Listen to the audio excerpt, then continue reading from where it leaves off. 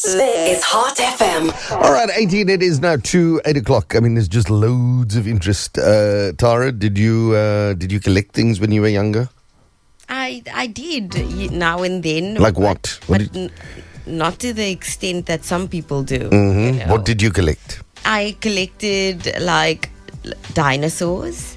Okay. Little dinosaurs. I had a dinosaur collection. I used to really enjoy that kind of thing and like sciencey things and books. Mm-hmm. Did you collect anything? Nothing. No, I didn't. Okay. Unfortunately. There was the time I was sort of vaguely interested in coin collecting when I was about, 11 or so. So anybody who traveled anywhere in the world would come and hand coins to me, and I had a bit of a collection. And this one is from England, and this was from America, and so on. But in your adult life, you also collected things like that I remember. Tazos. No, you collected Coke. Oh yes, I had a Coca-Cola memorabilia. That's sort of. I'm cured now. It was a bit of a fixation with me at one point. I also bought you a few Coca-Cola stuff when I travel. And if I see anything that's got Coke, then I'll buy it for you. For sure. Anyway, now there's a father and son duo in studio with us, Shah and Caden Maharaj. Caden, morning. Good morning. How's it going, man?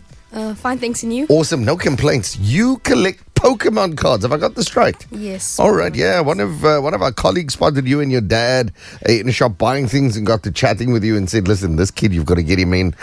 So tell us about this collection. How did it get going, and what makes it so interesting?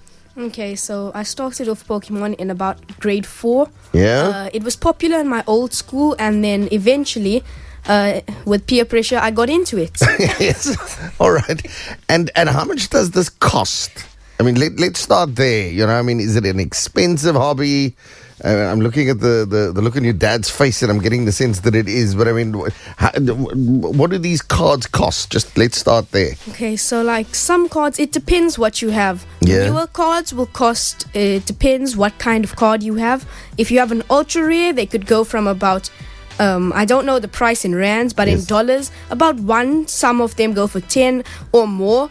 Then there are like alternate art cards, which are done by very prestige artists in yes. Japan, who draw these, and once they're printed, they go for like crazy amounts of money. I'm talking like thousands or hundreds of dollars. Okay, thousands of dollars. All right, okay. And what does one do with this collection? So you collect these cards, and then what? I mean, you just look at them? No, there is also a game for Pokemon, the Pokemon TCG game. So this is tournaments, regionals, championships, which happen every year. The previous one was about a month ago in the UK, London. And yeah, there were just a bunch of pro players battling, and I watched some of it, trying to just improve my knowledge of Pokemon, and yeah. Okay, what is Pokemon? Maybe I should have started there. I've got an idea, but I mean, what the hell is it? It was a cartoon thing on TV, right? Yeah, so eventually it started on TV. I mean, It started there. Then they took it to cards because people were just crazy with the hype. So the company was like, well, if people are so crazy, why don't we just release something they can go crazy over again?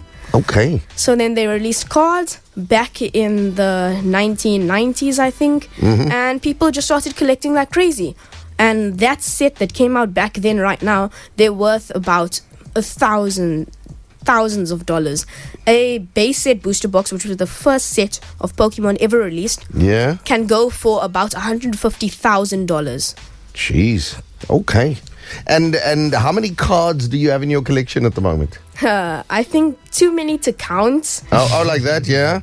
Yeah, so I just collect the cards, and then I I just try to play with them, see which ones I like, artwork, depending on how good they are, and also just the favorability. I learn new things about cards, and like just the artwork astounds me, and like also improves my drawing skills, I guess. All right. Just looking at the design they have with patterns such as dots, stripes, lines, and the texture of the cards really makes me wonder how they actually make these things. Okay, listen, you seem to know your business, and I'm glad we got you in. Somebody asking, how much does a gold-plated card go for? Do you have any idea? A gold-plated card.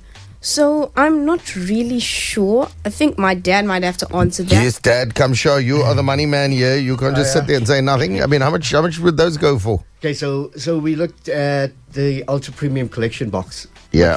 The Ultra Premium Collection box, which is something that came out on the 25th anniversary of Pokemon last year, 2021. They had gold cards in there. Charizard, a Pikachu, and stuff like that there. So a Pikachu gold card will cost around $45 US dollars. Yeah. The Charizard, which is one of the epic cards that everyone collects, which is including me. I'm a Charizard fan. So anything Charizard, I will buy it. Those gold cards go for about $110 at the moment, current price. And that's almost 2,000 rand. Yeah, I mean, just correct. give or take. But for one card. UPC, when we first purchased it in South Africa, the cost of the UPC Ultra Premium Collection Box 25th anniversary was 1,500 rand for everything in there. Oh, wow. But now that card is now about $110. Unbelievable. All right, so our very good friends at a company called Solar Pop. Ever heard of them? Yeah, I have. You have. All right, they've given us one of these boxes. Okay. Their whole face lit up there now. It's called an Elite Trainer Box. Oh, wow. Lost Origins. So we're going to do a couple of things with this. One is we're giving it to you. So, Caden, that's for you. So much. It's like this kid won the lotto. It's insane. And you're going to open it for us, right? Oh. Yeah. Okay. Yeah. Open it and show us what's in Amazing. there. Yeah. I mean, this is, talk about a world we know nothing about. I mean, I'm still lost. I don't know what's going on. I'm loving the passion. Yes. Yes. Of both father and son, Exactly. of the both of them. I mean, So this is this, sorry, I want to ask a question. So this is not related to the game, but and I'm looking at the two of you as father and son, and I'm thinking, is this the same kind of thing? Like, when a dad is really passionate about rugby and he's got his son on the field playing rugby, and is it like Nope. a similar thing? That's the complete opposite way around. I actually got into Pokemon first. Okay. And my dad kind So of. Caden actually started with Pokemon. The first Pokemon card he ever got was a water energy, which Yeah. is worth nothing, but he was absolutely astounded. He swapped his cream cheese at school for one card. And when he got home, he showed me this card. I was like, why would you get a water energy? Like a different card, is fine. And he said, no, he wanted it. So from there onwards, I thought, let's just start something up. Me and Okay. him, we'll start playing online, buy a few packs, and because it's a costly thing. A single pack, booster pack, costs about 90 rand. So not a lot of people are going to buy this for the kids because it's expensive. It's expensive, I mean, that ETB that Caden's just opened is about 950 to 1,000 rand. Just Wow. that But alone. Just the box. Yeah. Can you win more valuable cards? Correct. So this Lost Origin box contains a card that's called a Giratina V. At the moment, that card is currently worth about 2,500 rand. So there's a lot of cards there, which is actually that card here we're talking about, that Giratina. All right. That one there. Okay. And there's a Are lot of, we there's a lot allowed of to touch cards them? in there. You can see rainbow cards and V cards. Talk and about all a of world those. we know very little about. So we're going to get Caden and his dad to start rifling through the pack. We'll film all of this, stick it on our socials a little bit later.